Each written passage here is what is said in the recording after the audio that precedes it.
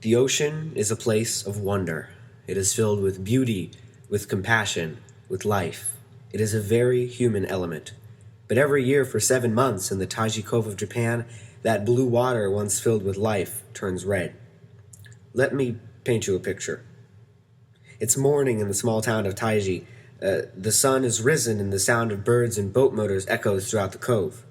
And then Japanese fishermen hop onto the boats and the boats leave. What most viewers are probably thinking at this moment is that these fishermen will sail out to sea, cast some lines or start to trawl, and then return home with their catch. But what the fishermen return with is unseen to most, for the catch is not on the boat, but under it.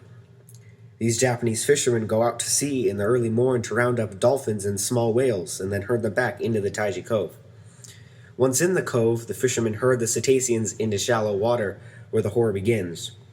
As the cove is netted up so no dolphins can escape, those involved in the massacre choose the more attractive dolphins to be sent to aquariums and theme parks all over the world.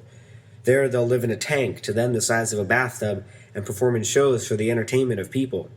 Their lives are saved, but they'll never live again. A once graceful, intelligent animal is reduced to a pawn, a clown in seconds, and will forever live a life of depression and containment. The rest of the animals are stabbed to death, and then processed and served in markets throughout Japan. Not only did these beautiful creatures get massacred, but poisoned and mercury-filled meat is served to unknowing citizens. Why do they feel the need to create this carnage? Well, for money. The money obtained through the sales of live dolphins along with the sales of meat provides Taiji with hundreds of thousands of dollars in profit every year.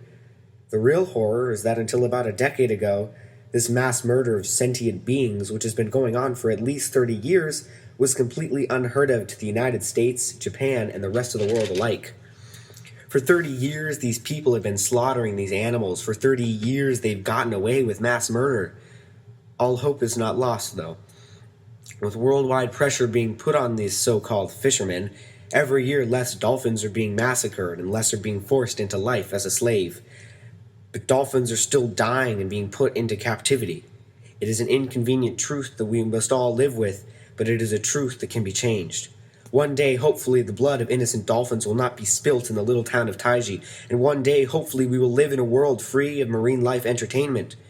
But for this to happen, action must be taken. For if not, all of these dolphins' lights will go out. For more information and ways you can help, feel free to check out the links below.